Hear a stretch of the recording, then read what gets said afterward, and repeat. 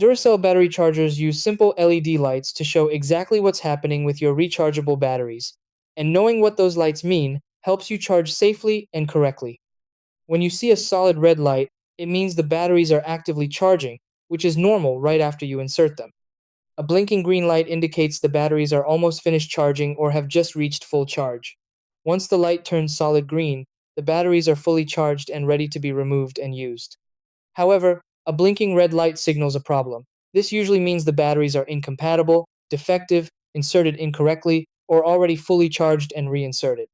Duracell chargers are designed only for NIMH rechargeable AA or AAA batteries, and using alkaline, lithium, or other battery types can be unsafe and trigger error lights. Another common cause of blinking red is improper placement, since most Duracell chargers require batteries to be inserted in pairs, usually slots 1 and 2 or 3 and 4 together. New or long stored rechargeable batteries may also need 2 to 3 full charge cycles before performing normally. Built-in safety features like automatic shutoff and overheating protection help prevent damage, and many models support worldwide voltage use. If error lights continue after checking battery type and placement, refer to the charger's manual for model-specific guidance.